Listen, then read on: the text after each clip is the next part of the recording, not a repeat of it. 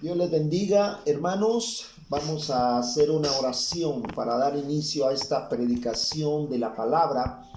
Oremos al Señor. Padre, te damos la honra y la gloria. Te damos gracias por la bendición que nos concedes de estar aquí, Padre, preparados para recibir tu palabra. Prepara nuestras mentes y corazones para que seas tú dándonos a conocer, revelándonos tu voluntad agradable y perfecta.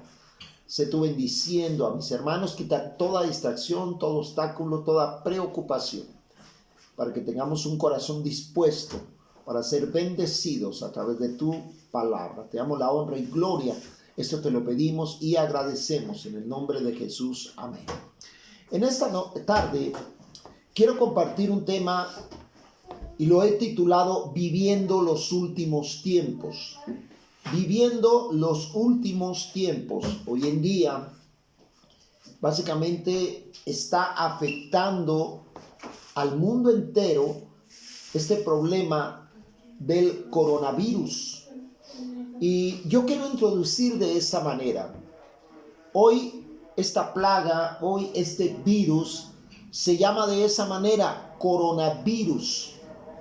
El día de ayer tenía como nombre fiebre aviar, fiebre bubónica, y hay un cuestionamiento, ¿cómo se llamará el día de mañana?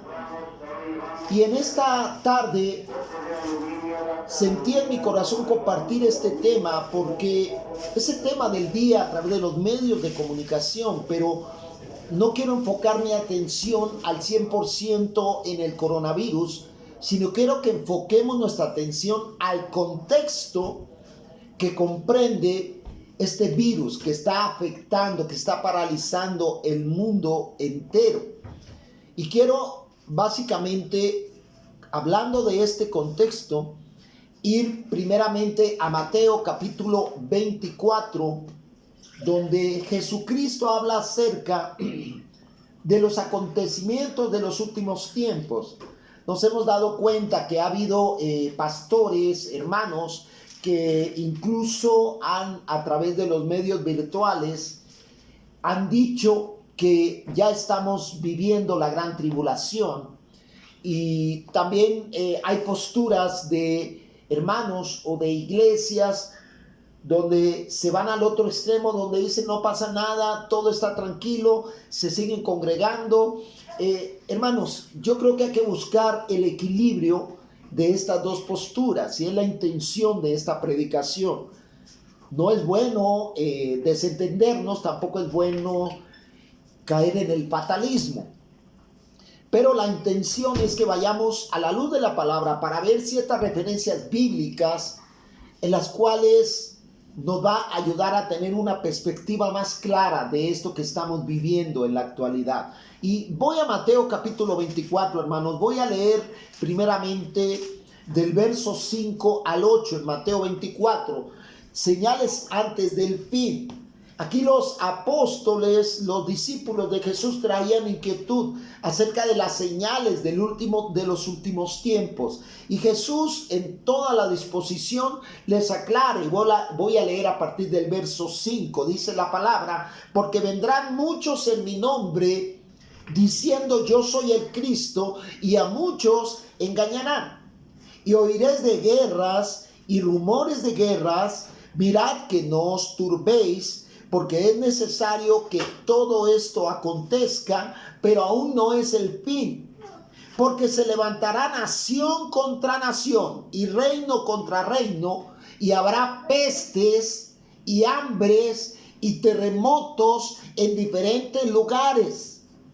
Y dice, y todo esto será principio de dolores. Déjeme decir algo, hermanos, en base a este pasaje.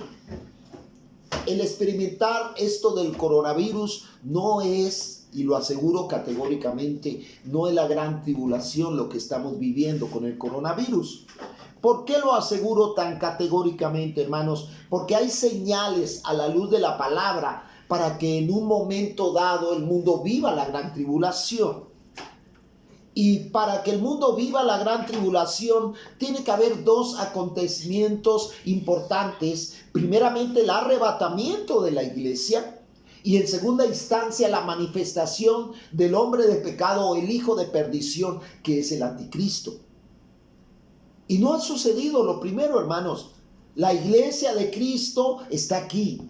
Yo como siervo de Dios estoy frente a ustedes compartiendo de la palabra, pero es importante, hermanos, entender algo. Es cierto que no la gran tribulación, pero lo que de igual manera afirmo categóricamente, que ya estamos viviendo los tiempos de lo que dijo Jesús, principio de dolores. Una mujer que está embarazada, hermanos, cuando empieza a experimentar, está a punto de aliviarse, empieza a experimentar los dolores con mayor frecuencia. Entonces no es la gran tribulación, pero sí son los principios de dolores. Y miren, hermanos, hay una referencia importante. El verso 5 nos advierte de algo Jesús. Dice, porque vendrán muchos en mi nombre diciendo, yo soy el Cristo, y a muchos engañarán. Más adelante leeremos 2 de Tesalonicenses 2, donde para la venida del Señor básicamente tiene que haber la apostasía y tiene que haber la manifestación del hijo de perdición. Y definitivamente ya estamos en el tiempo de la apostasía, porque hay muchas religiones, más de 4,000 religiones en el mundo, y definitivamente se ha tergiversado, se ha diseminado de una manera terrible la falsa doctrina, las falsas enseñanzas. Y Jesús lo advirtió y lo dijo en el verso 5. Muchos vendrán en mi nombre y dirán, yo soy el Cristo, y a muchos engañarán. Eso ya lo estamos viviendo, hermanos. Ya estamos viviendo los últimos tiempos, porque la apostasía está en toda su apogeo, hermanos, históricamente hablando. Nunca había habido tanta iglesia falsa, tantas doctrinas falsas como se están viviendo hoy en día. Por eso es importante el hecho de que comprendamos como iglesia de Cristo que estamos en los últimos tiempos. Pero quiero advertir algo a la iglesia cristiana o a la iglesia evangélica del mundo entero. Quiero establecer en lo cual a la luz de la palabra existe la iglesia profesante y existe la iglesia verdadera. Cuando venga el arrebatamiento, hermanos, hay que entender algo. Y yo te hago una pregunta a ti, hermano, hermana, que me escuchas. ¿Tú formas parte de qué iglesia? ¿De la iglesia profesante o de la iglesia verdadera? Porque si formas parte de la iglesia verdadera, vendrá el arrebatamiento, y entonces Jesucristo en el segundo cielo nos va a estar esperando, nos va a estar de alguna manera en el firmamento con los brazos abiertos, recogiendo a su iglesia, como el novio que va por su novia para desposarla.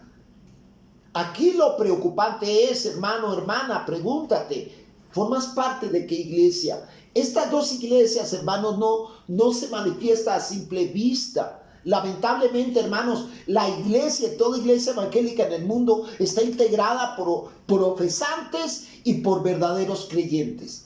Y déjeme decirle que aquellos que son profesantes se van a quedar en la gran tribulación. Déjeme decirle algo importante. En el momento del arrebatamiento dice la palabra que vamos a ser arrebatados de una manera inmediata. Entonces va a haber un caos en el mundo entero, porque los verdaderos creyentes, si están en su labor, están en su área de trabajo, van a desaparecer, van a quedar sus ropas, y los demás se van a sorprender. Y entonces los medios de comunicación van a decir y van a informar que los ovnis secuestraron a la humanidad, a muchos humanos, y mucha gente lo creerá. Ahorita vamos a hablar de eso más adelante. Pero hermanos, cuando la iglesia sea arrebatada, ¿qué es lo más importante? Que pienses en ti mismo, hermano, hermana. Si eres parte de la iglesia profesante, te vas a quedar en la gran tribulación, vas a ser sometido ante anticristo y vas a pasar por una prueba terrible. Dice Jesús mismo que va a haber una angustia, va a haber una persecución y va a haber una maldad, que ese misterio de la iniquidad como jamás en la historia de la humanidad lo ha habido. Yo te invito a que recapacites y reflexiones y reacciones ante esta palabra de Mateo 24, donde lo revela. Entonces en el 5 nos está diciendo que la apostasía está en su apogeo. Dice el 6, oiréis de guerras, rumores de guerras, mirad que no os turbéis, porque es necesario que todo esto acontezca, pero aún no es el fin. Porque se levantará nación contra nación, reino contra reino, y habrá pestes y hambres y terremotos en diferentes lugares. Déjenme comentar algo de este verso 7. Me tomé la molestia, hermanos, de indagar a toda la referencia, la mayor cantidad de referencias bíblicas en el Antiguo Testamento que hablaran sobre básicamente catástrofes, y encontré una característica muy especial o un común denominador en la mayoría de referencias bíblicas del Antiguo Testamento. ¿Cuál era ese común denominador? Jesucristo o Dios mismo iba a castigar a la tierra de tres maneras: a través de la espada, a través de las pestes y a través del hambre. Esas tres cosas juntas. Si usted indaga la palabra de Dios y busca toda la referencia que hable de pestilencias, en la mayoría de juicios de Dios en contra de la nación de Israel desobediente y paganas, implicaba esas tres cosas.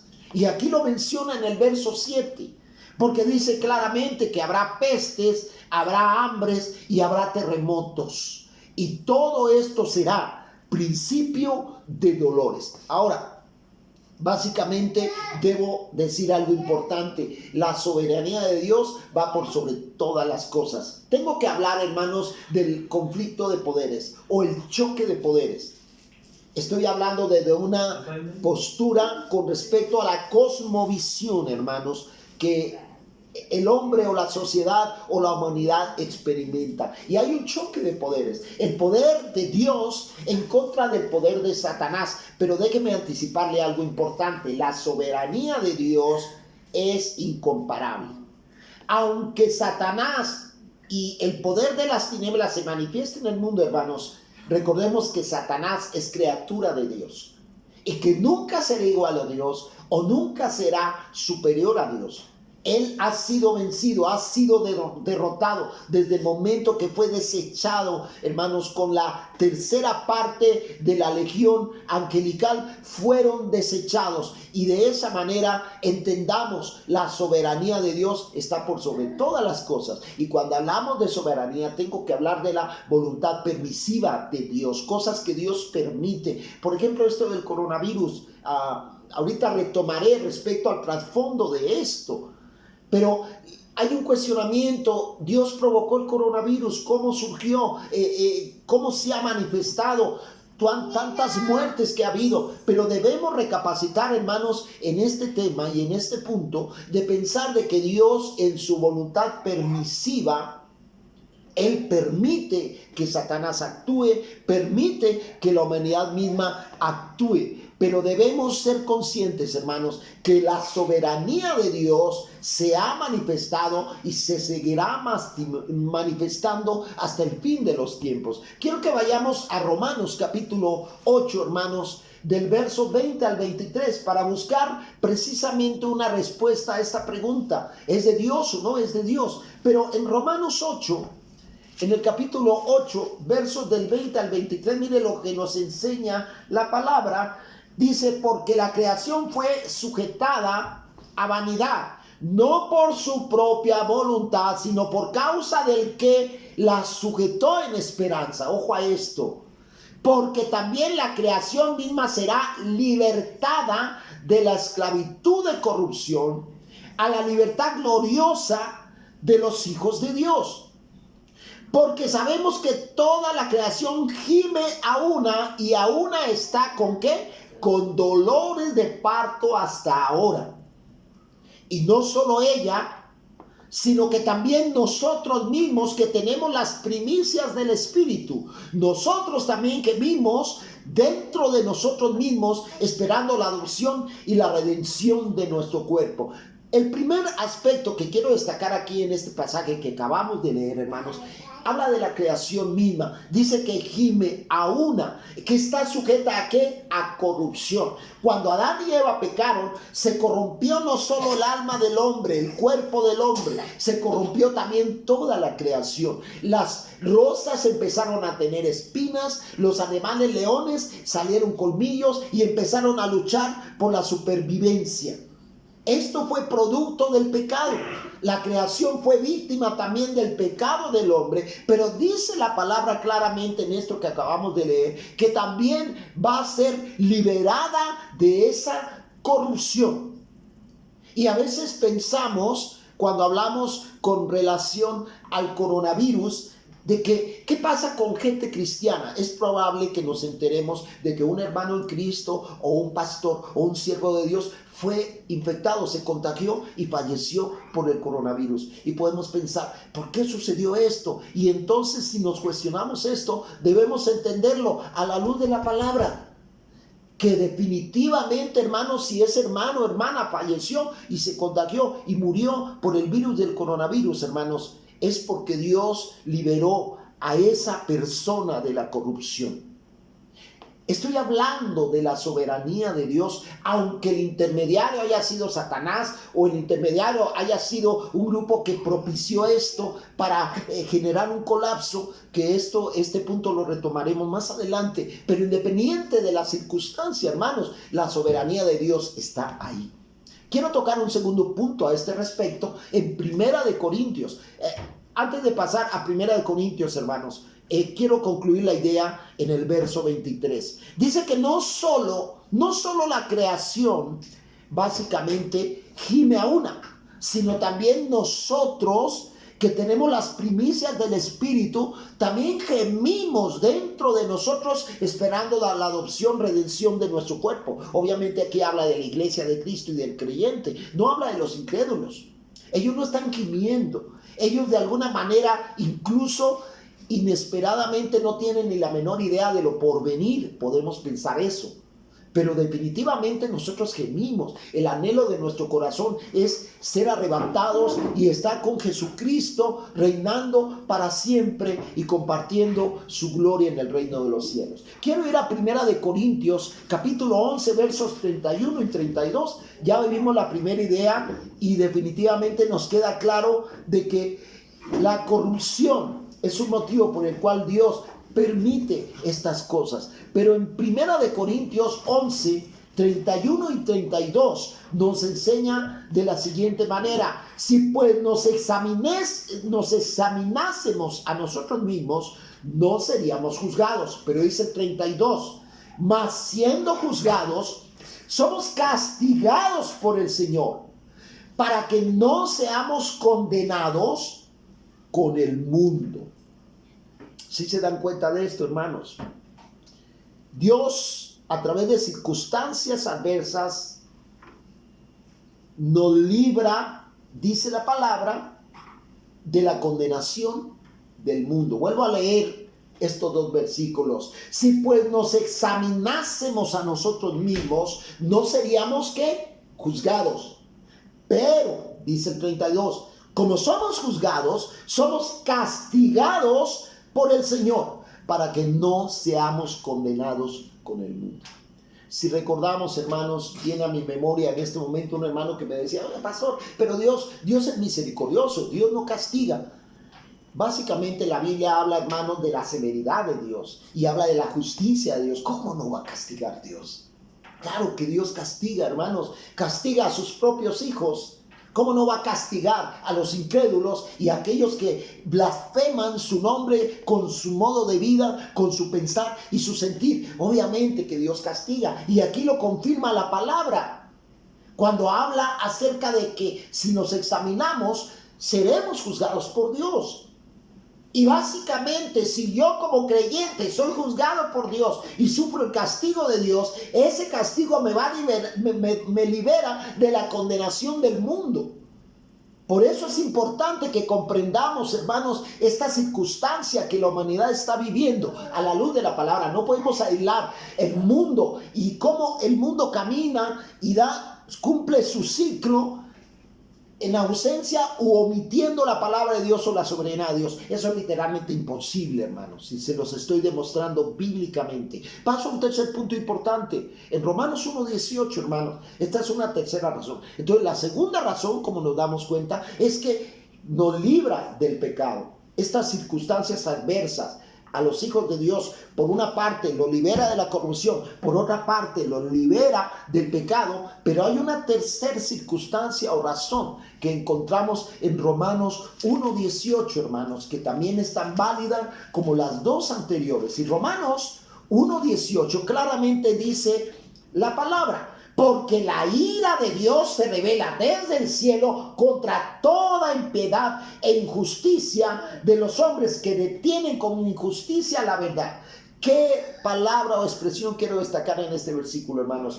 Quiero destacar la palabra ira de Dios. Y cuando hablamos de la ira de Dios, estamos hablando de un juicio. Y definitivamente Dios emite juicios. La Biblia en Apocalipsis 20 habla del juicio del gran trono blanco. Habla de la segunda resurrección, donde van a resucitar los incrédulos, los que practican el pecado, los que nunca creyeron al evangelio y nunca buscaron a Dios. Ellos van a ser resucitados solo para recibir sentencia. Pero ahí va a estar manifestada la ira y la justicia de Dios, porque todos ellos que resuciten en el juicio del gran trono blanco es para condenación eterna. Entonces, ¿qué podemos entender aquí? Que el versículo 18 habla de la ira de Dios. Entonces, a veces pensamos que la ira de Dios se va a manifestar en el juicio del gran trono blanco. No, estamos equivocados. Vemos que el juicio de Dios se manifiesta desde el Génesis. ¿Cuántas veces Dios emitió un juicio contra un pueblo de Israel? En ese momento viene a mi memoria Coré, Datán y Abirán, que se rebelaron contra la autoridad y Dios emitió un juicio. Abrió la tierra, abrió sus entrañas y se tragó vivos a aquellos que se rebelaron, aquellos rebeldes en contra de Dios. Y hay muchos ejemplos en la Biblia, tanto en el Antiguo Testamento, en el cual Dios juzgó al pueblo y juzgó a la humanidad. Hablamos de juicios tanto a nivel colectivo como juicios a nivel personal, como Jezabel, que fue la mujer más perversa que registra la palabra, y ella murió de una manera terrible. Ella fue condenada, va a estar en el gran trono blanco, pero también recibió un juicio, murió de una manera terrible a la luz de la palabra, y esto vemos que sucede y sigue sucediendo. Hablamos de un tsunami. Hablamos de un terremoto en X pueblo, donde a lo mejor en ese país donde fue el terremoto, la brujería, la hechicería está a todo su apogeo. Dios emite juicios. No que nos quedemos con la falsa idea de que Dios va a juzgar al final del mundo. Sí lo va a hacer, pero también Él emite juicios temporales y juicios en el presente. Y debemos de alguna manera considerarlo. Quiero que vayamos a Apocalipsis, hermanos, capítulo 9. Voy a leer del verso 1 al 10. Me parece importante este pasaje, hermanos, porque nos va a dar una luz, nos va a dar claridad respecto a lo que va a suceder en la gran tribulación. Aquí habla de la gran tribulación, de los juicios de Dios. Habla básicamente, hermanos, haciendo referencia acerca de los 21 juicios. ¿Por qué hablamos de 21 juicios? Porque la palabra de Dios lo ha profetizado. Habla de los 7 sellos, habla de las 7 trompetas y habla de las 7 copas de la ira. Pero yo quiero enfocar mi atención en el capítulo 9 de Apocalipsis, hermanos, acerca de la trompeta.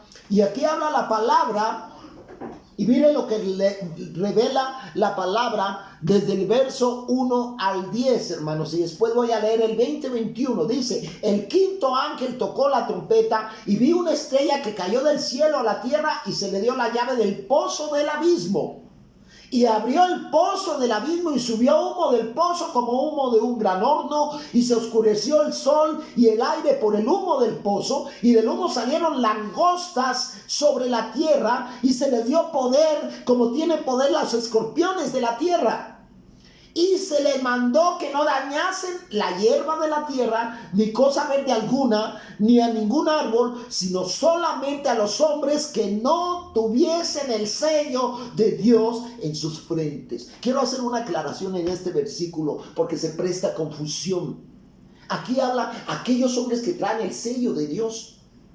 Y es importante que nos quede claro que cuando hablamos en Efesios 1, habla acerca de los creyentes como tú y yo, que fuimos sellados por el Espíritu. Es un sello oculto, un sello espiritual.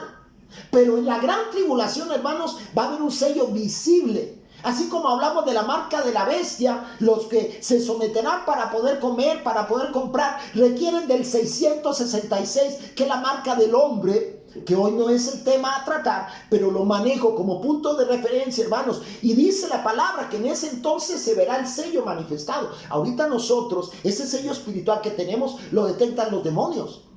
Pero a lo mejor no lo detecta el vecino o el compañero de trabajo o alguien que en un momento dado me ve en la calle. Pero en la gran tribulación va a ser visible ese sello.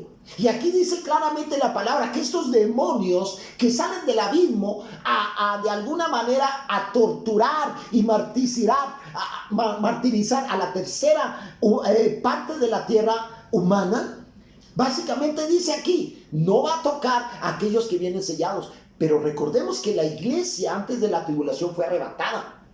Aquí se refiere, hermanos, a aquellos creyentes judíos y no judíos que en un momento dado sobrevivieron y que se quedaron y se convirtieron después del arrebatamiento. Porque va a haber evangelismo discipulado, pero lo va a hacer los 144,000 testigos o los 144,000 sellados judíos que van a predicar el evangelio. Por eso este versículo 4 es muy importante aclararlo. Quería hacer ese paréntesis para aclarar que estos hombres que vienen sellados, que traen el sello de Dios en sus frentes, no es la iglesia arrebatada. Se refiere a aquellos judíos que se convertirán en la gran tribulación. Continúo, el 5. Y les fue dado no que los matasen, sino que atormentase durante 5 meses. Y su tormento era como tormento de escorpión cuando hiere al hombre. Aquí me detengo, hermanos. Mire lo que le espera a aquellos que se burlan de la Biblia, que se burlan de los cristianos, que persiguen incluso a los cristianos, que les vale su vida, viven sin temor de Dios. Esto es lo que les espera. Está profetizado en la palabra y no hay nada que cambie este destino de la humanidad. Pero tengamos en cuenta, tomemos en cuenta, hermanos, lo que revela la palabra. Porque a estos demonios que salen en forma de escorpión, y ahorita lo va a describir más detalladamente el apóstol Juan, pero estos demonios que salen, dice que no les dio autoridad a matar a los hombres, sino a martirizarlos, a torturarlos, dice aquí la palabra. Le fue dado no que los matasen, sino que los atormentase durante ¿qué? 5 meses. Alguien me preguntó el día de ayer, oye, ¿cuánto va a durar esto el coronavirus?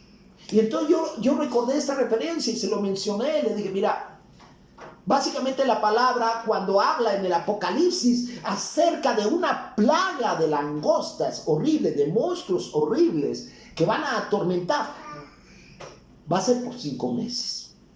Y a lo mejor va para más tiempo. Si hablamos del coronavirus, ¿cuánto tiempo va a perdurar esto? Solo Dios lo sabe. Pero lo importante y lo que cabe destacar aquí a la revelación de la palabra es lo que enseña el libro de Apocalipsis. Por eso me enfoqué en esta 5ª trompeta.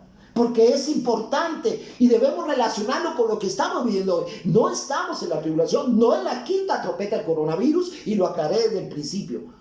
Quiero hablar del contexto que estamos viviendo. Quiero que aprendamos a discernir y distinguir los tiempos que estamos viviendo. Aquí sigo adelante, dice, por 5 meses serán atormentados, y dice que era un tormento terrible como de escorpión. Yo no he experimentado la picadura de un escorpión, pero ha de ser terrible, hermanos. Dice el 6, y en aquellos días los hombres buscarán la muerte, ojo a eso, pero no la hallarán. Y ansiarán morir, pero la muerte huirá de ellos. Hoy hay gente que muere por este virus. Hay gente que en un momento dado muere por enfermedad. Va a haber una época en la gran tribulación donde la gente añorará, anhelará de todo corazón morir, pero dice la Biblia que la muerte huirá de ellos. Imagínense estos monstruos por 5 meses atormentándote, torturándote, hostigándote las 24 horas del día y te quieres morir y no mueres. No es que seas eterno, pero aquí en esta circunstancia especial, ante esta plaga y terrible plaga de monstruos que van a atormentar a la humanidad, no morirás.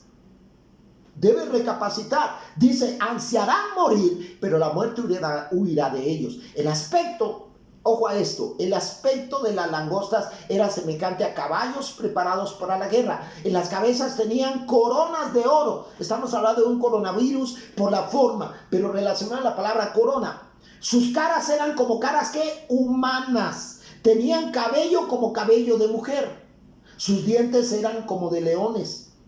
Tenían corazas como de hierro y el ruido de las alas era como el estruendo de muchos carros de caballos corriendo a la batalla. Y tenían colas como de escorpiones y también aguijones. Y en sus colas tenían poder para dañar a los hombres durante esos 5 meses. Mire, déjeme concluir este pasaje con el versículo 20 y 21. Y los otros hombres que no fueron muertos con estas plagas, ni aún así se arrepintieron de las obras de sus manos, ni dejaron de adorar a los demonios y a las imágenes de oro, plata, bronce, piedra, madera, los cuales no pueden ver, ni oír, ni andar. Y no, subrayo, y no se arrepintieron de sus homicidios, ni hechicerías, ni fornicación, ni hurtos. ¿Qué nos enseña esto, hermano? La dureza del corazón del hombre. No se arrepintieron.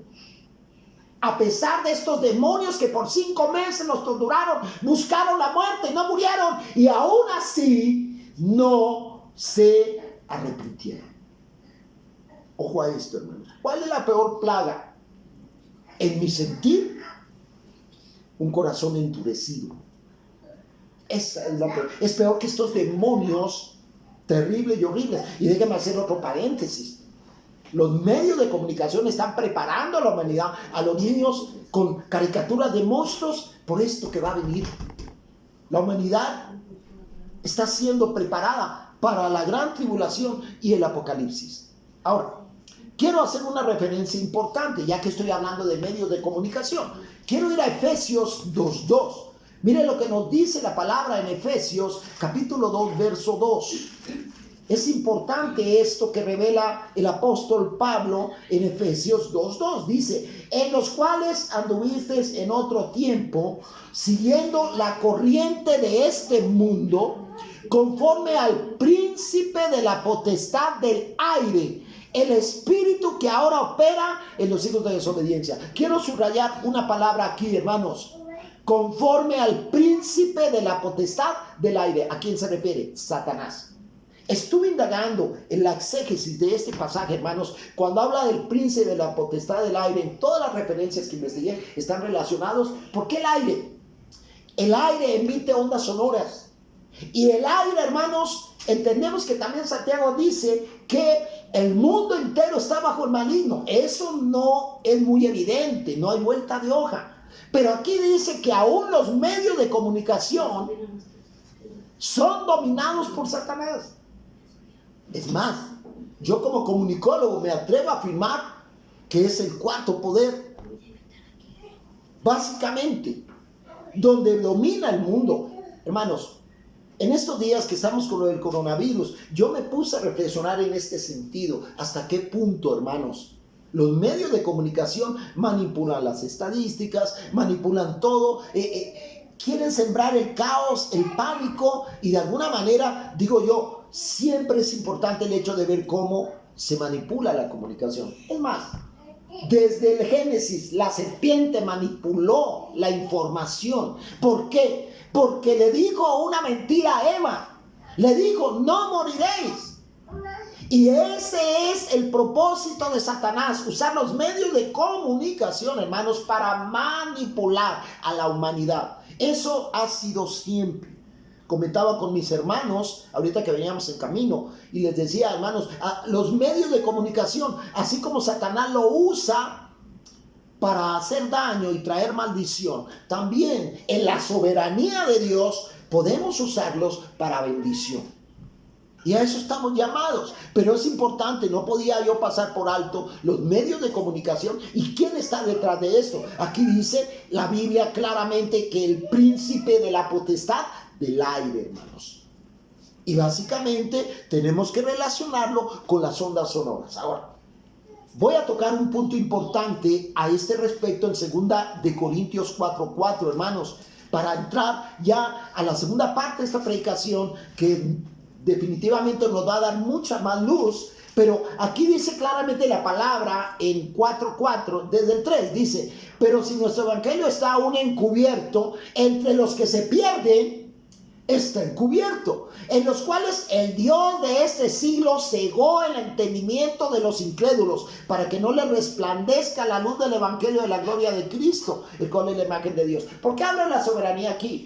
Porque a ese Satanás no se le hizo conmigo.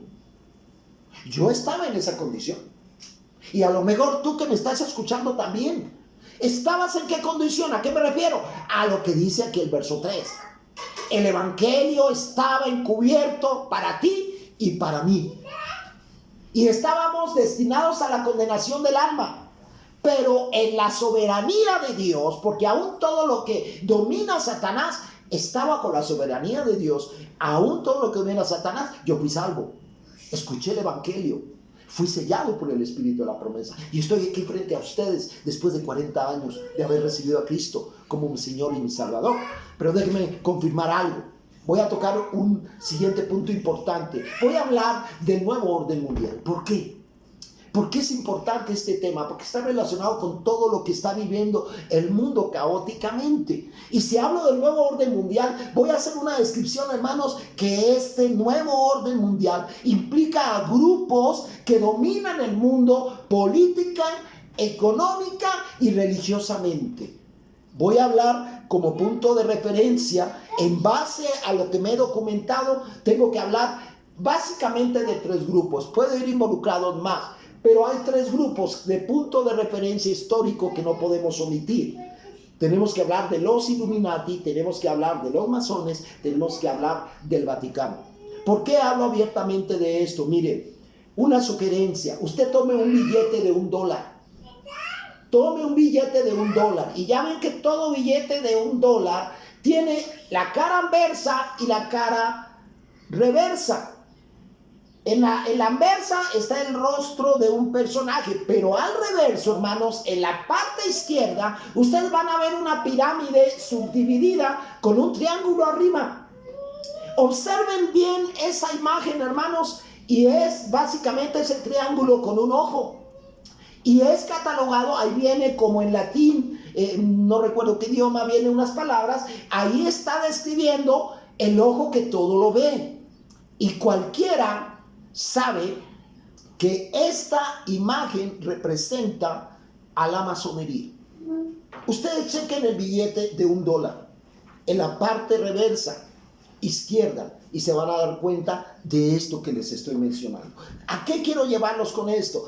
Esto implica lo que es el poderío económico. Ahora, si estamos hablando de esto, me tomé la libertad de investigar un poquito y tomé nota y se lo voy a leer literalmente como lo escribí, lo transcribí, respecto a una palabra que tiene que ver con el nuevo orden mundial y es conspiración, de Adam Weishaupt.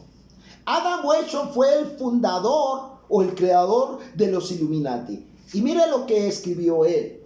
El propósito es derrocar gobiernos y reinos del mundo, erradicando religiones y creencias y unificando a la básicamente humanidad a una unidad básicamente bajo un nuevo orden, con una moneda única y una religión universal para lograr la perfección. Ese es en sí el fundamento de la filosofía Illuminati. Pero déjeme decirle algo importante. Hace unos domingos prediqué sobre la gran ramera que describe Apocalipsis 17 y 18, que básicamente apunta al Vaticano, pero que de alguna manera, hermanos, a la luz de la palabra proféticamente, esta gran ramera a la cual el anticristo se va a someter inicialmente, pero posteriormente la va a traicionar, la va a apuñalar por la espalda y va a desaparecer esa religión. Pero todo esto, hermanos, se conjuga básicamente en el nuevo orden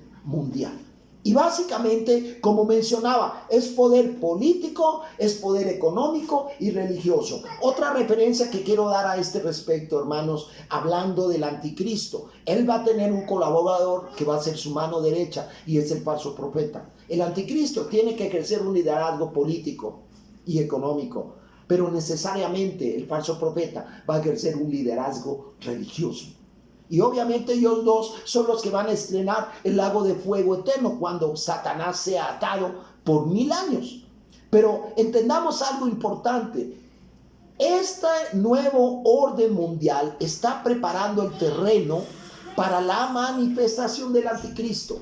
Déjeme leerlo. Le voy a dar la base bíblica de esto que estoy afirmando en 2 de Tesalonicenses, capítulo 2.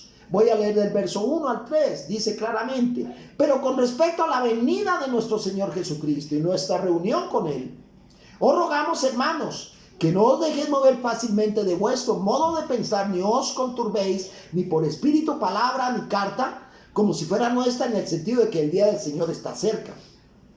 Nadie os engañe en ninguna manera, porque no vendrá sin que antes venga la apostasía y se manifieste el hombre de pecado y el hijo de perdición. Apostasía y manifestación del hombre de pecado y del hijo de perdición. Esto lo encontramos en la palabra y es lo que describe la palabra de Dios. Y déjenme decirle una cosa, hermanos: el anticristo, al manifestarse, él va a venir con prueba de paz.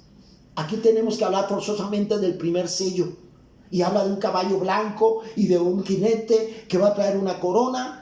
Y de alguna manera va a venir a vencer. Muchos confunden el primer sello con Jesucristo, que del capítulo 19, si no me equivoco, de Apocalipsis, donde Él viene ya en su segunda venida con su hueste de ángeles a vencer y a hacer justicia de una vez por todas. Muchos lo confunden, pero Él viene aparentemente a vencer y va a vencer a los santos judíos. En aquel entonces los va a someter, los va a decapitar y de alguna manera va a hacer estragos. Pero ojo, la manifestación después del arrebatamiento y la manifestación del hombre de pecado va a ser la abominación desoladora, donde se va a sentar y va a ejercer, como va a eliminar a la gran ramera, Él se va a declarar Dios. Y entendemos esto, hermanos, como algo inevitable. Ahora, quiero concluir hablando de la estrategia que este nuevo orden mundial está aplicando. Yo pude encontrar, hermanos, en referencias que indagué, 3 estrategias que está aplicando este nuevo orden mundial. La primera de ellas es promover el aborto. ¿Por qué razón? Porque ellos tratan de reducir la población mundial con propósitos. Y definitivamente es la intención que tienen. Esto de promover el aborto va contra la palabra. Y déjeme nada más compartirle un pasaje en Salmo 139, versículos 15 y 16. Es un salmo donde básicamente nos da la base bíblica de que una persona es persona desde el embrión. Así de simple. Hay gente que científicamente se atreve a decir que no, es un feto cuando aborta. No, es un feto, no mataste a una persona. ¿Cómo que no? Aquí, a la luz de la palabra, les voy a dar la base bíblica de que desde el embrión una persona es un individuo, una persona que cree, sienta, piensa. Y dice la palabra en el versículo 139: no fue encubierto de ti mi cuerpo, bien que en oculto fui formado y entretejido en lo más profundo de la tierra, mi embrión vieron tus ojos, y en tu libro estaban escritas todas aquellas cosas que fueron luego formadas, sin faltar una de ellas. El aborto es una de las estrategias que está usando este grupo que está preparando el terreno para la manifestación del anticristo. Pero hay una segunda estrategia, hermano. Están aplicando la sodomización de la sociedad. ¿A qué me refiero con sodomizar? Sodomizar, obviamente lo relacionamos, los que estamos un poquito familiarizados con tecnicismos bíblicos, de Sodoma y Gomorra. Si recordamos nosotros, y habla acerca del homosexualismo y del lesbianismo.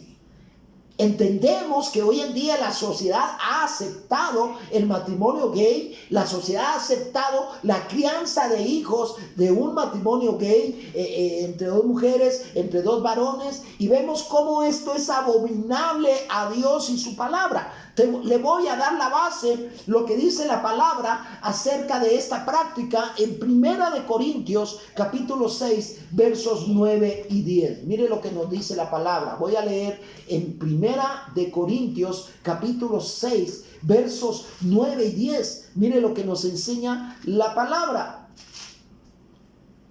1 Corintios, estoy en segunda, en el capítulo 6.